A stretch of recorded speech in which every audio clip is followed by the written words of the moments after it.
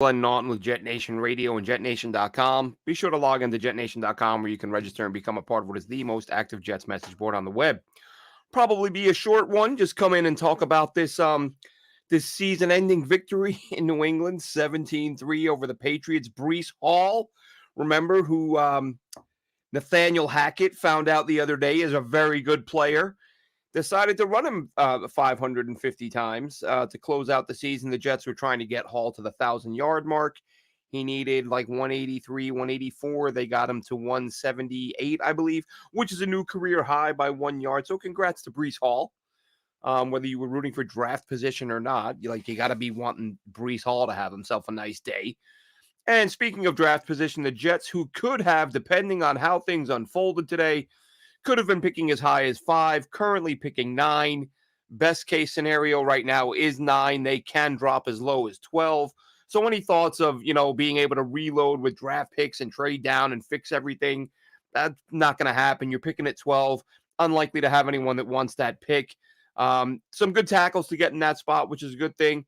The guy that I've mentioned many times, Brock Bowers, I've seen some people say he could fall out of the top 10 once you wrap up the pre-draft season, with the pro days and all that, if he's healthy enough for all of that.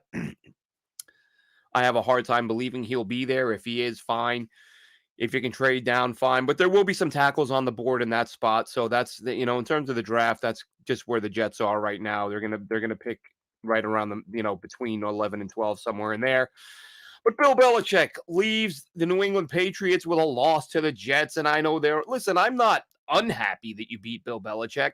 I just don't think Bill Belichick cares that you beat Bill Belichick. I think that before the final whistle was done sounding, he had moved on. He had reportedly, Jay Glazer said before the game, the Patriots and Belichick met earlier in the week and decided that this would be his final game with the Pats.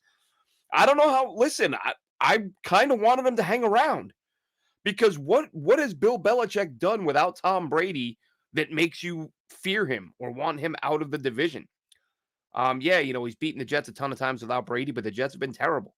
If they're ever going to get their act together, which will they probably not, but if they ever did, I'd want Belichick in the division. I want a guy who doesn't win that often, which Belichick doesn't when Brady's not his quarterback. Look, he's won some games with Matt Castle and Jimmy Garoppolo, but has Belichick ever done anything of note without Brady at quarterback? Nothing that I can recall. So Belichick moves on. Jets get the win. Robert Saleh, after the game, says he's proud of his locker room, proud of his guys. Said with a straight face, I tweeted this earlier, said with a straight face that Alan Lazard was inactive because with the tough weather, they wanted an extra punt returner active on the day. Yeah, that was the reason Alan Lazard was inactive. Not because he's dropped a million footballs this year, but because they wanted an extra punt returner. So not really a great look for Sa. I mean, what's he going to say? He's not going to come out and just say Alan Lazard stinks, so we had to sit him. It's what you sound dumb. I don't know what sounds dumb, whether it was the Lazard thing or what Belichick has done without Brady, but I would stand by both of those comments. Belichick's done nothing without Brady, and Lazard is bad. So the Jets come away with the win, 17-3. Scary moment. Garrett Wilson injured early on, or not too early on, but went up to catch a pass, and on the way down, had his head leaning forward. Jabril Peppers coming in a little bit hot, slams into the top of Garrett Wilson's head.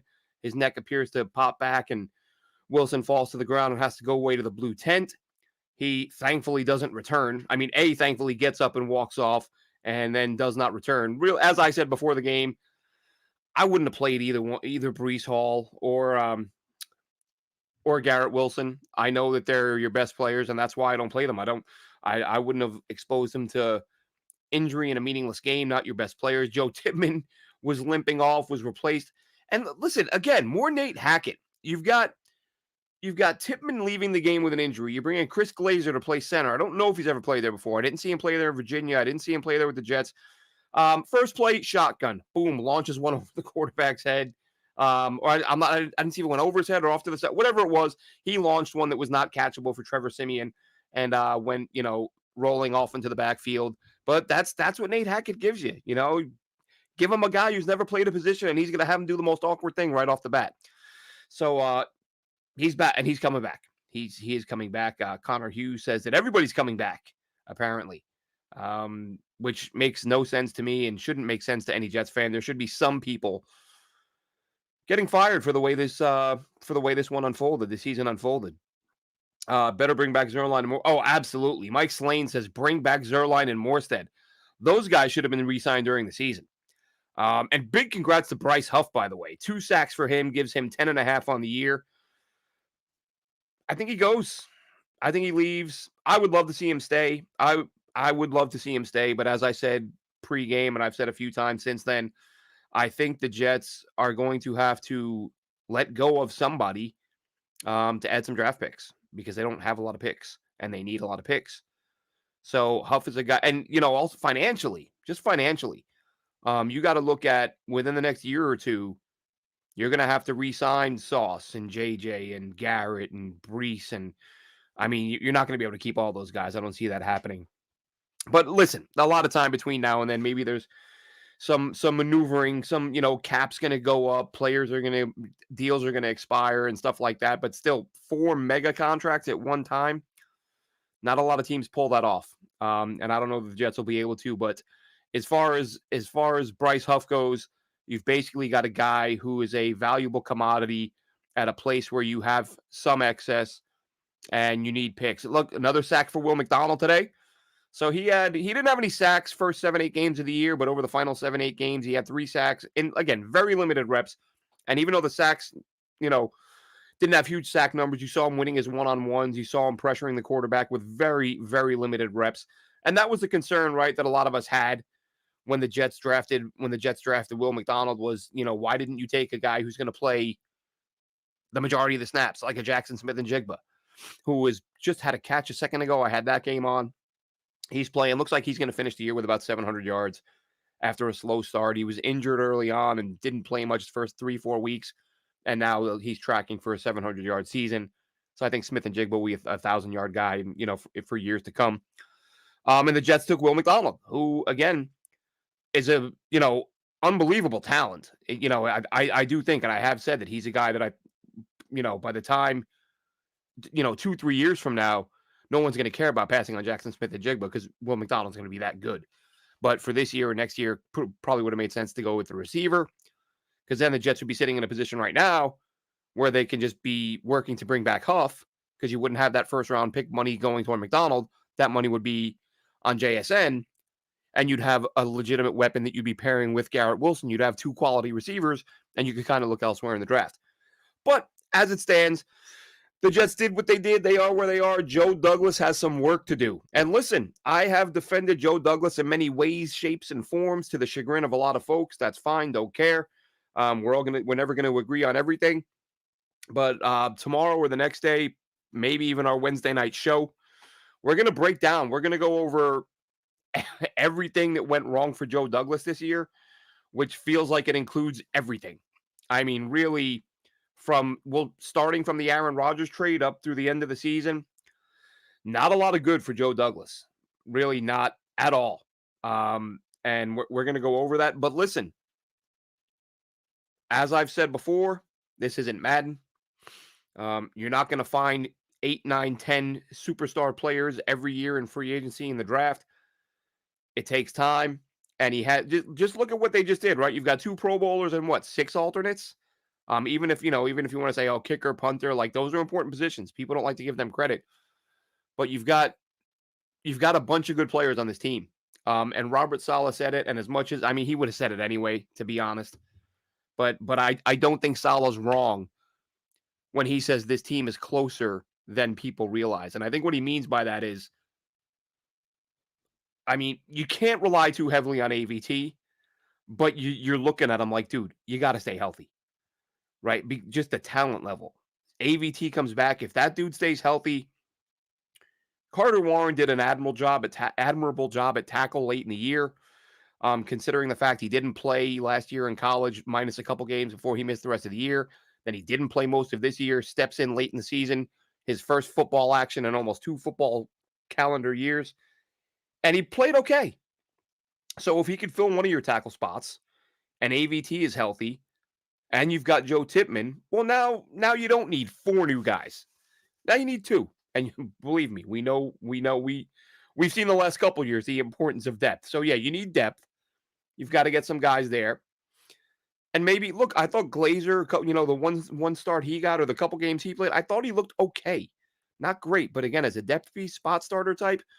But the thing with the Jets, they did another different offensive line combination today.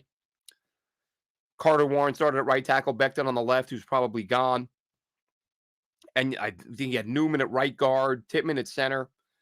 And then, of course, as I said, Tippmann gets hurt.